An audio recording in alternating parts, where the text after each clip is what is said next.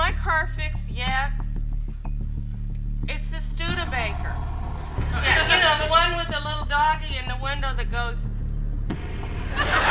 For 11 years, Carol Burnett walked out onto a CBS soundstage every week and did something almost nobody else on television was doing. She made an audience howl with laughter using nothing but her body, her voice, and a handful of recurring characters who felt more like neighbors than sketch comedy inventions.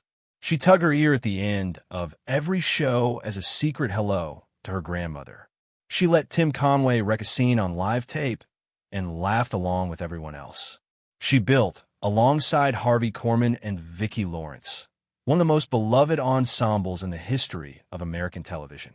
But there is one episode from February of 1977 that Burnett has said for decades she cannot bring herself to sit down and watch. It aired once, won praise from critics, and became one of the most quietly devastating 5 minutes of comedy ever broadcast on network TV.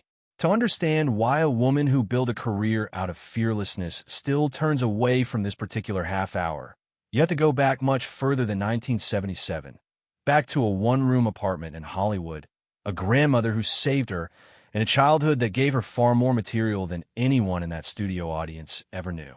Carol Burnett was born on April 26, 1933, in San Antonio, Texas.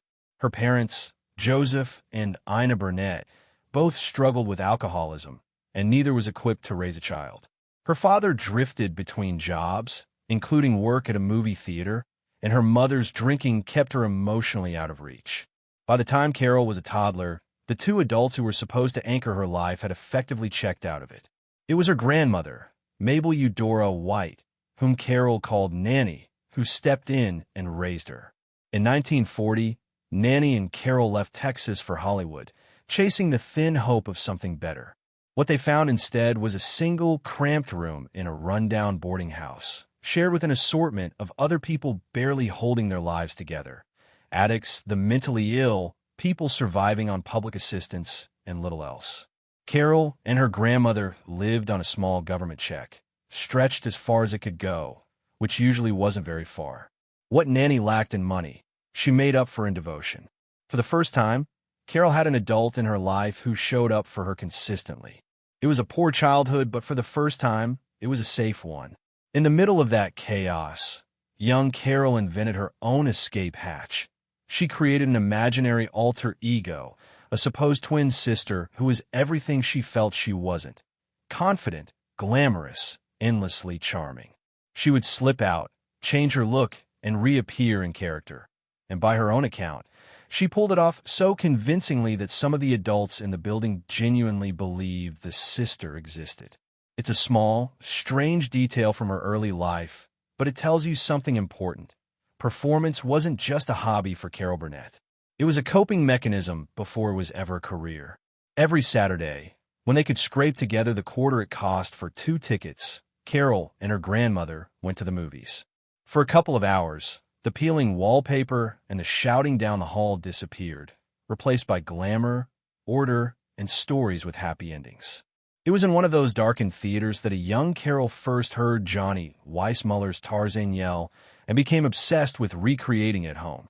She had no idea she was training her voice and her breath control. She just thought it was a fun game. Years later, that same yell would become one of her signature bits, a way of bringing a live audience to its feet. Carol's original plan wasn't show business. It was journalism. Her mother had once dreamed of being a writer, and Carol felt a quiet obligation to finish what her mother never could. Getting into UCLA was the goal, but when it came time to actually enroll, she didn't have the tuition money. According to Burnett's own later account of her life, an anonymous donor she never identified and never met stepped in and covered the cost, asking for nothing in return. At UCLA, an elective theater course changed everything. Something in that room clicked for her in a way journalism never had. She found she could sing, act, and get a laugh in the same breath, and her professors and classmates noticed immediately. She switched her major, and by the end of her freshman year, she'd been named the university's most promising newcomer in theater, a small trophy that told her the leap she'd taken wasn't foolish after all.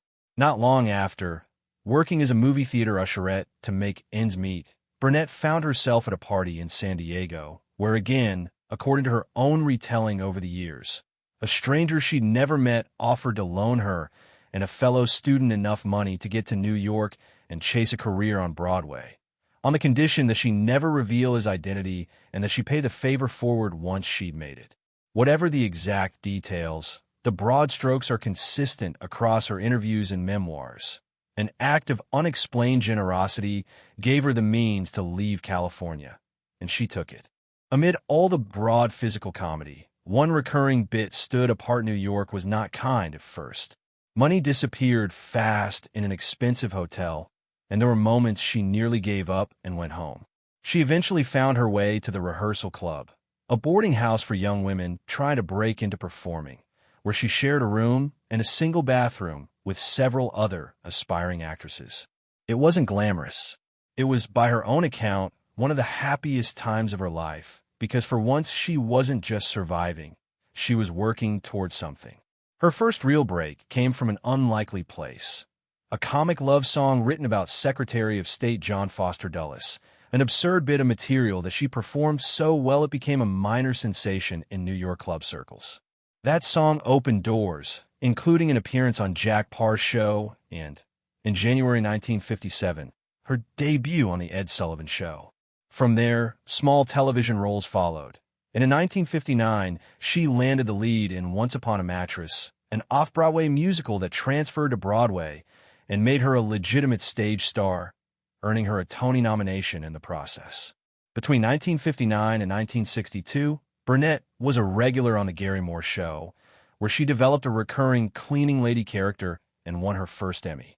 Just as importantly, she absorbed a lesson from Moore's practice of doing loose, unscripted audience Q&As before the show, a habit she would later make a signature part of her own program. In 1962, she and Julie Andrews teamed up for a concert special at Carnegie Hall, despite some hesitation from network executives about pairing two women whose fame, in their view, didn't quite match up.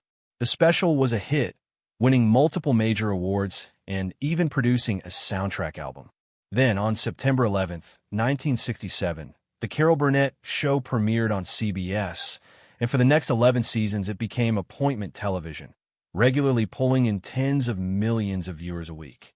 It was one of the first variety shows to build its comedy around live sketches performed in front of a studio audience, a format that would later influence Saturday Night Live. Just as significantly, Burnett was one of the only women of her era leading her own variety program, at a time when that part of television was almost entirely run by men. The show became an awards magnet, eventually collecting 25 primetime Emmys across categories like writing, choreography, and outstanding variety series, along with Golden Globes for Burnett herself and 3 consecutive People's Choice Awards. Harvey Korman and Tim Conway each became stars in their own right within the ensemble, Korman winning 4 Supporting Actor Emmys and Conway winning 4 of his own for acting and writing. Conway, in particular, was known for holding his best material back from rehearsal and unleashing it only during the live taping, which meant his fellow cast members frequently had no idea what was coming and had to fight to stay in character. It's part of why so many of the show's most memorable moments, including a famously chaotic bit involving a rambling story about a circus elephant, feel completely unscripted. That's because, largely, they were. The Family, a series of sketches built around a working-class household led by the sharp-tongued Thelma Mama Harper, played by Vicki Lawrence, and her deeply frustrated daughter, Eunice Higgins, played by Burnett herself, alongside Harvey Korman as Eunice's husband, Ed. Eunice was written as a woman whose ambitions had always outpaced her circumstances, someone who dreamed of being somebody and kept running into a life that told her, again and again, that she wasn't going to be. On February 12, 1977, the show aired a sketch in which Eunice, convinced that this is finally her shot at fame, appears as a singing contestant on the real-life talent show The Gong Show, complete with celebrity judges Jamie Farr, J.P. Morgan, and Alan Ludden, and host Chuck Barris playing themselves. Eunice sings an earnest, off-key rendition of the pop ballad Feelings, fully convinced she's about to be discovered. Instead, She's mocked and gonged off the stage in front of an audience. What made the sketch land so differently from the show's usual fare wasn't the premise. It was the choice to play it almost entirely straight. There was little of the broad mugging or exaggerated slapstick that usually accompanied Eunice's appearances. Instead, the cameras lingered on her humiliation and her heartbreak, letting the comedy curdle into something much closer to real pain. Accounts from those who worked on the show describe a set that went unusually quiet by the end of the taping. Burnett has talked about that sketch periodically over the decades, and the through line in her comments is consistent. Eunice's specific brand of disappointment. The sense of chasing a dream your whole life and getting laughed at instead of taken seriously sat too close to Burnett's own memories of growing up poor and hungry for something more than survival. The show, in her own framing, existed to help people forget their troubles for half an hour, not to remind them of pain they already carried. That particular episode, however well it was received, didn't fit that mission the way the rest of her work did, and by her own account, she has avoided sitting down and re-watching it in the years since. The sketch left a legacy well beyond that single airing. It helped inspire a 1982 television movie centered on the character and eventually led to the spin-off sitcom Mama's Family, built around Vicki Lawrence's Thelma Harper. Burnett herself stepped away from that later series, reportedly unhappy with the direction it took the characters.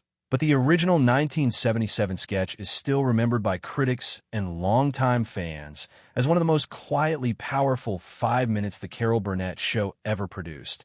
Powerful enough that its own star still keeps her distance from it. Off-screen, Burnett's life was rarely as tidy as her show's happy tone suggested. Her first marriage, to fellow performer Don Soroyan, whom she met at UCLA, ended in divorce in 1962 after the pressures of two very different career trajectories took their toll. Her second marriage, to television producer Joe Hamilton, lasted over 2 decades and produced 3 daughters, Carrie, Jody, and Erin, while Hamilton himself won multiple Emmys producing Burnett's own show. That marriage ended in the 1980s. In 1976, Burnett successfully sued a tabloid over a fabricated story alleging she'd been drunk at a Washington restaurant, a story that struck a particular nerve given her long public advocacy against alcoholism, rooted in her parents' own struggles. The case became a notable moment in the history of tabloid accountability and was eventually settled in her favor. The hardest chapter of Burnett's personal life came through her daughter Carrie's struggles with substance abuse as a teenager in the late 1970s, a period Burnett has spoken about candidly in interviews and in her own writing over the years, including the painful decision to enforce boundaries even when it meant estrangement for a time. Carrie eventually got sober, went on to build her own acting career, and collaborated with her mother on stage and screen projects, including a play drawing on Burnett family history. Carrie's death from cancer in 2002, at the age of 38, was a loss Burnett has described as one of the defining griefs of her life. Burnett found lasting partnership again with Brian Miller, whom she married in 2001, and the two have remained together since, weathering both personal loss and, in more recent years, family difficulties involving other members of the extended family that Burnett and Miller have addressed with characteristic quiet resolve rather than public detail. What's remarkable about Burnett's story isn't just what she built in the 1960s and 70s. It's how long she kept building. In 1997, she won an Emmy for a guest role on Mad About You, proving her range extended well beyond broad sketch comedy into something quieter and more naturalistic. She lent her voice to family films in the 2000s, including a supporting role in the Dr. Seuss adaptation Horton, Here's a Who, which became a box office success.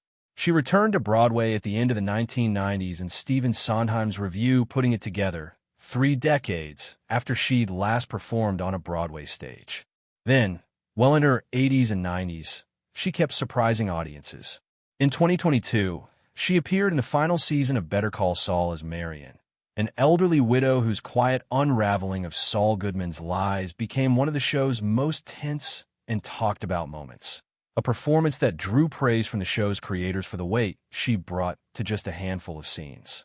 2 years later, she starred in the Apple TV Plus series Palm Royale, as a wealthy woman who spends much of the show in a coma before waking to reclaim her voice. Quite literally, through invented gibberish dialogue Burnett improvised on set. The performance earned her an Emmy nomination and made her, at 91, the oldest female acting nominee in the awards history.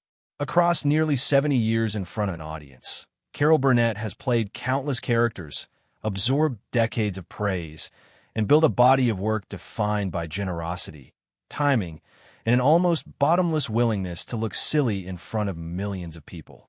That's precisely what makes her reluctance around this 1977 episode so telling.